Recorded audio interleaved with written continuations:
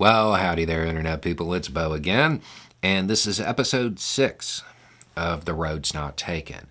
This is a weekly series where we go through the previous week's events and we go over stories that were either underreported or maybe they got coverage, but the emphasis wasn't there to explain, hey, this is context and you're going to see it again, or it got coverage, but it didn't get coverage on my channel, and I want to make sure that the information is out there.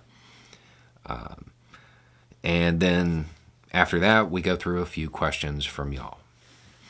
Okay, so we are going to start off with foreign policy, as we always do, and we are starting off with some news about the F-35. The F-35 is NATO's new generation of aircraft. In a world's first, 2 Norwegian F-35s landed on a highway in Finland. This is demonstrating a tactic used to decentralize aircraft in the event of a conflict and increase survivability. And as I say that, I realize I should probably rephrase it. If a conflict was to emerge with a near peer or a country that believes they're a near peer, you don't want all of your aircraft pinned at airfields.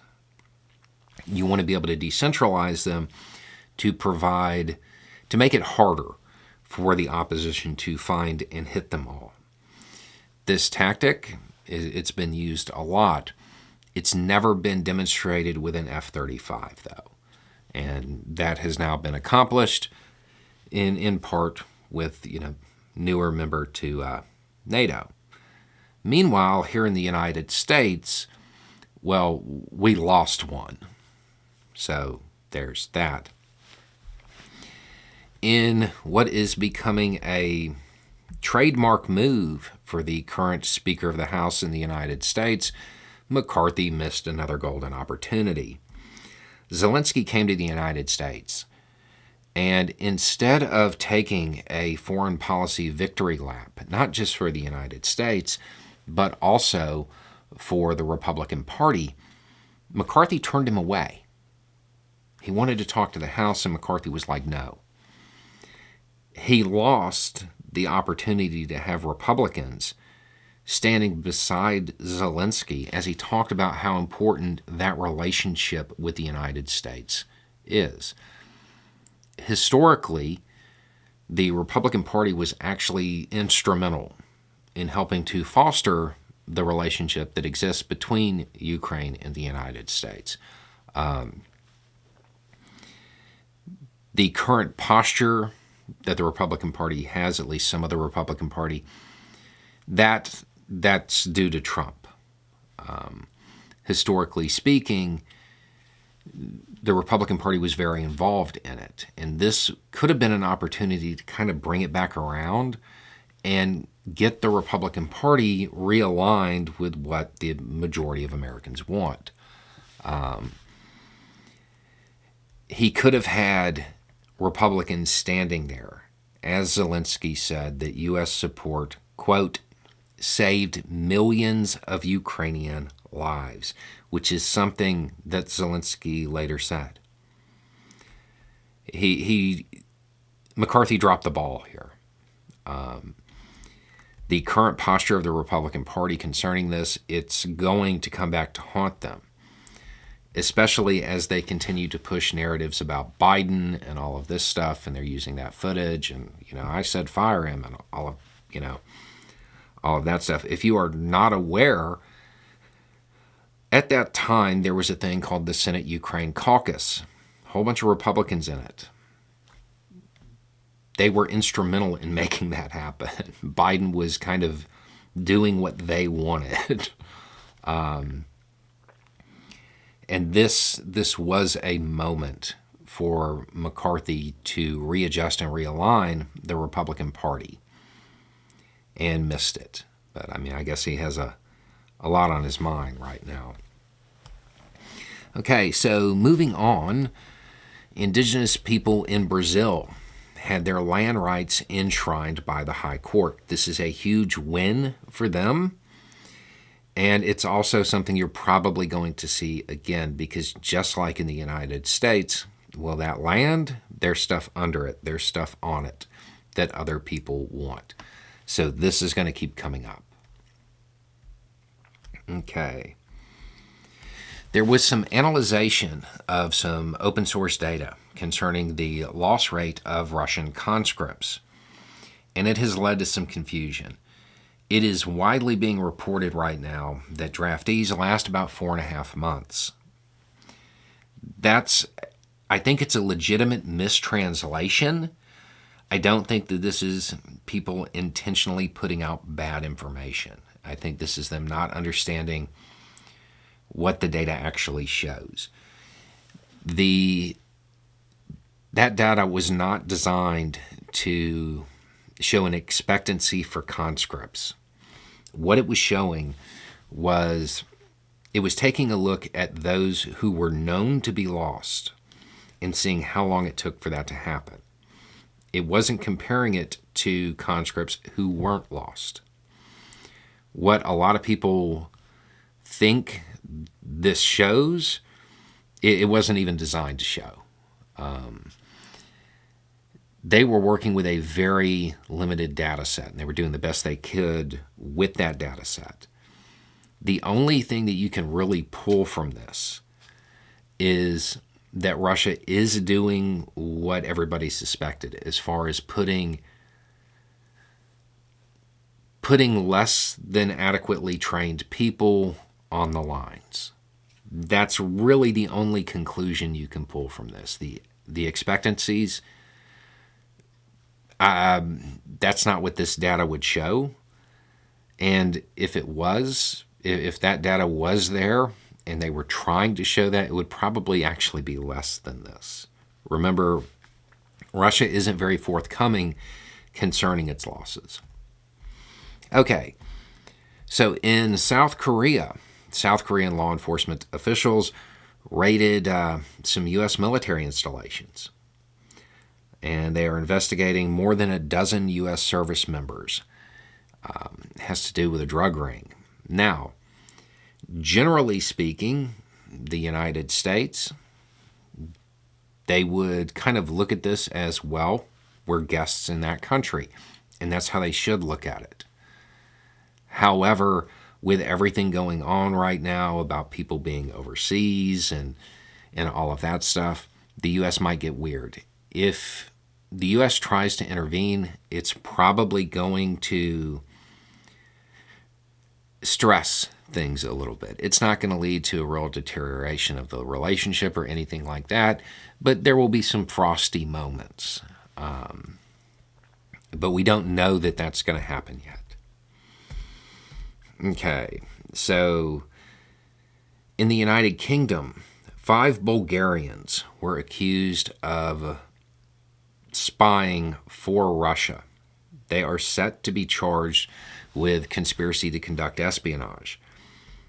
Now, the information that has come out, there's only so much. Their laws work a little bit different. We probably won't get as much information.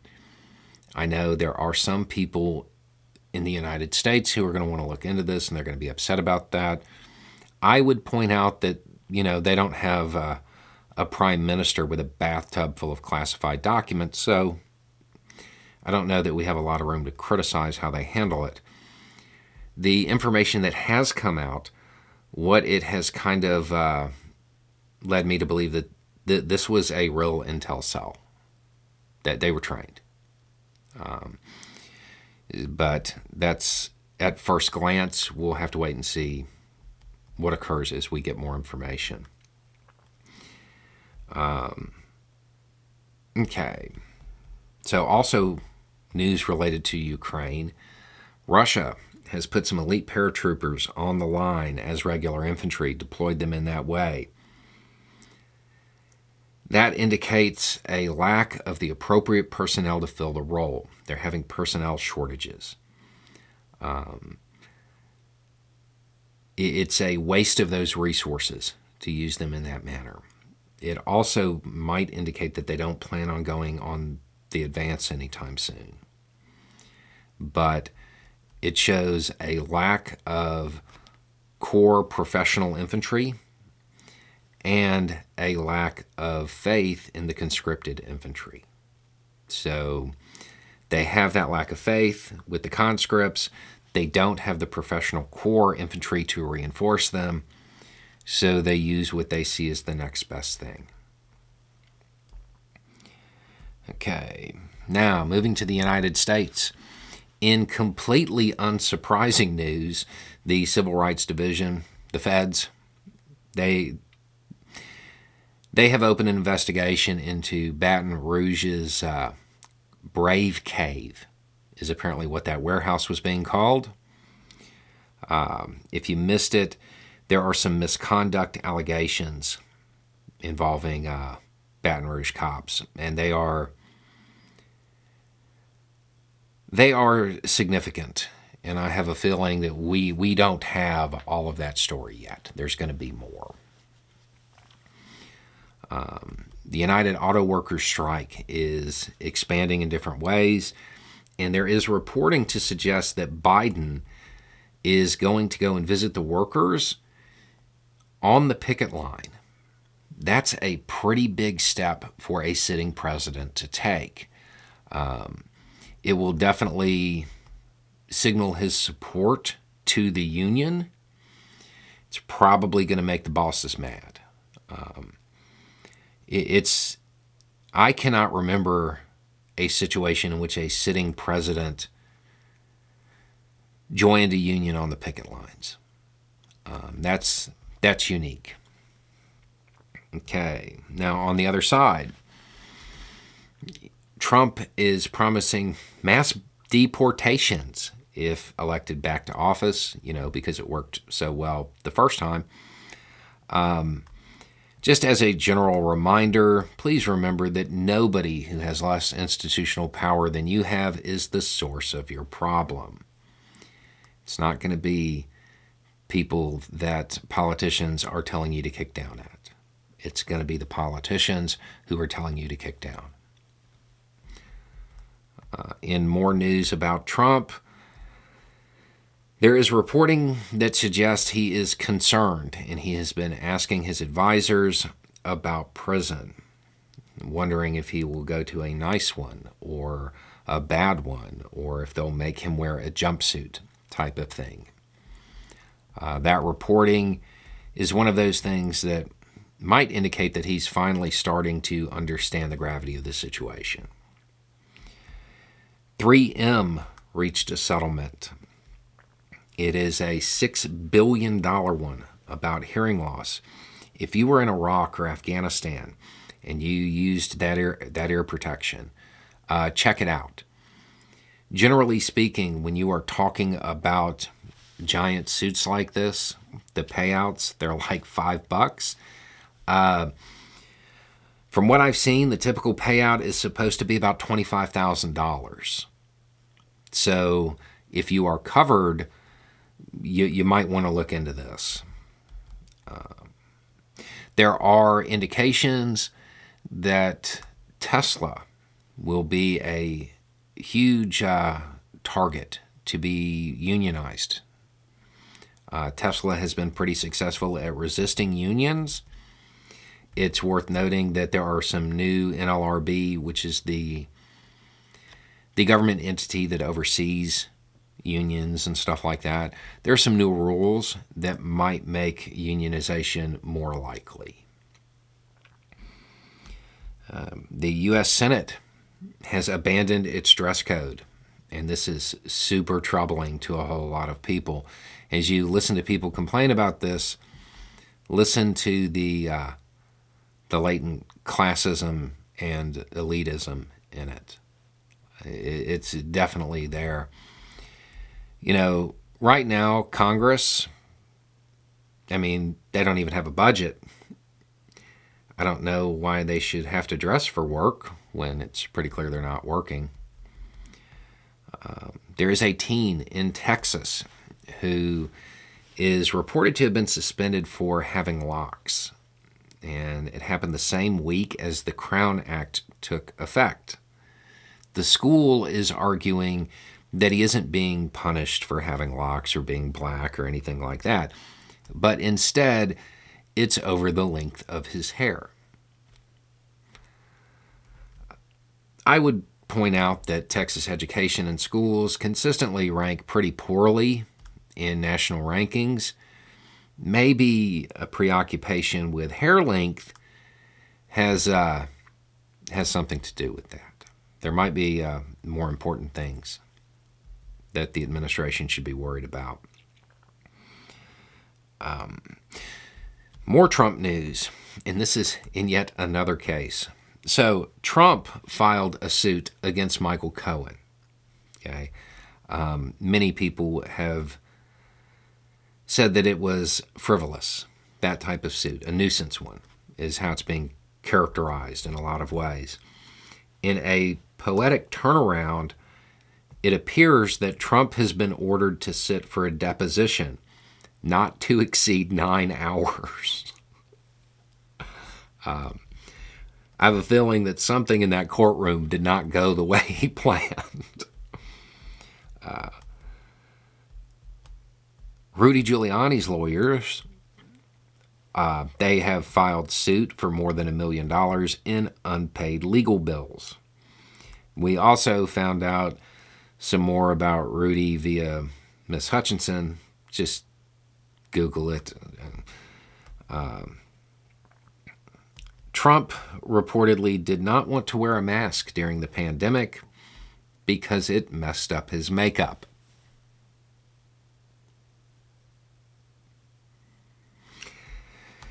Yeah. And then continuing something from last week, Drew Barrymore has rethought her position when it comes to restarting her show during the writer's strike. She has decided that that is not something she is going to do. Okay, now on to some cultural news. Bob Ross, the famous TV painter and sometimes plush toy that appears on the shelves behind me, he began the joy of painting back in 1983. You can now own the first painting he ever did on that show if you have about $10 million. Because it's for sale and the going price is a little less than 10 mil. I would like to remind everybody that that was a painting that I believe he did in about 30 minutes. Okay, so environmental news. The Biden administration announced the American Climate Corps, and it is an organization that is designed to train young people in high-demand skills for jobs in a clean energy economy. There's going to be a whole video on this next week over on the other channel. If you're interested in getting involved, the sign up is whitehouse.gov/Climate Corps. There's an S at the end of that. Okay. The Antarctic sea ice reached another record low for the winter season. It is the third time in 7 years the record has been broken. That's not good.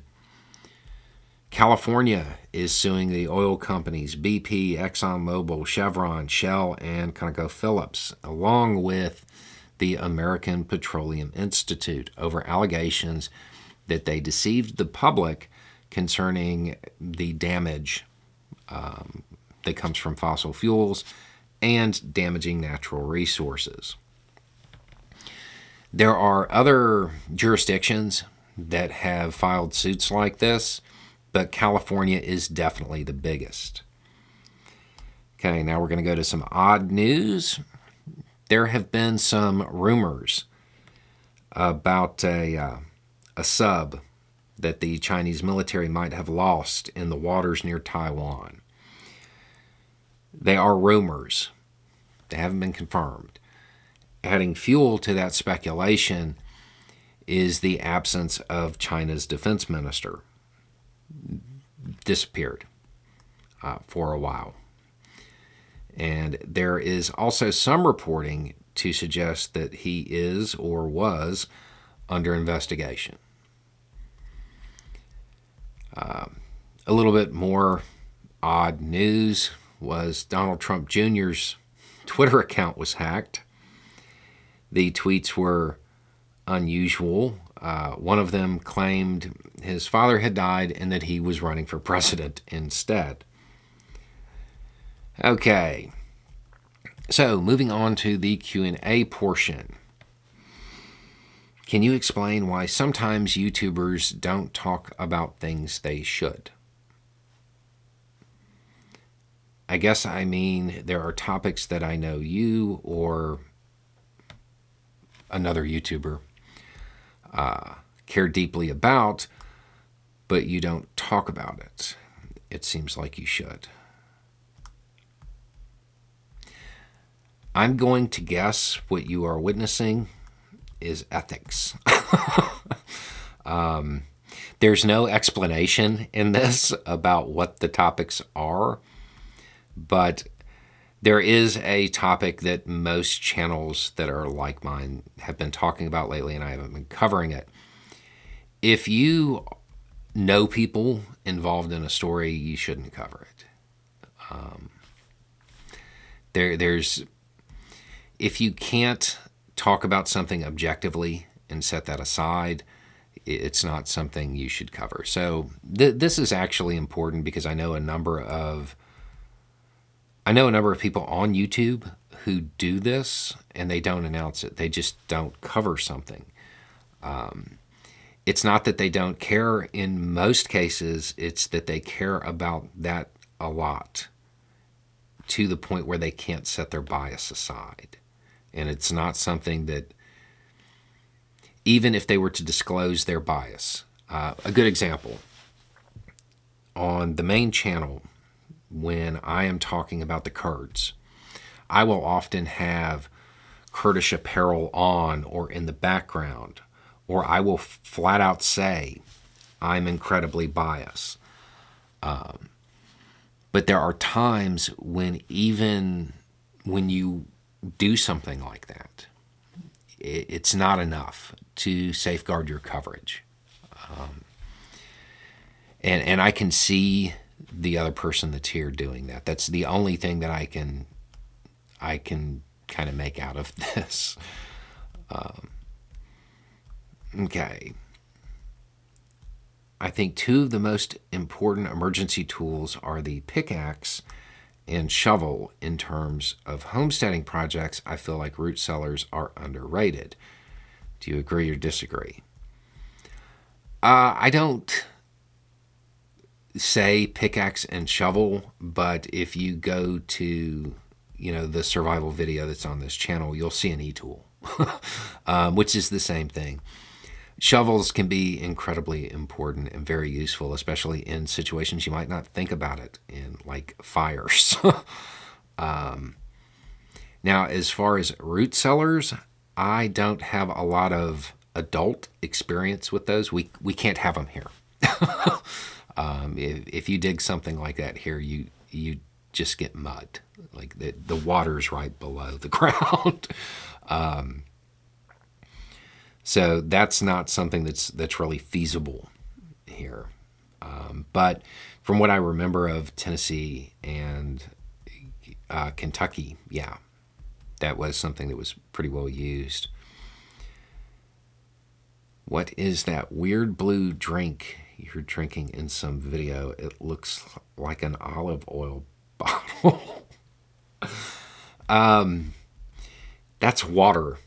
That's water. I had a friend come into town, and the friend likes alkaline water. I ordered because that's not something that you can just go pick up at the store here. I ordered some and had it delivered, but it took so long to get here, they were already gone. So that's what that is. And it comes in a weird blue bottle. It's a square. Yeah, I know what you're talking about. Okay.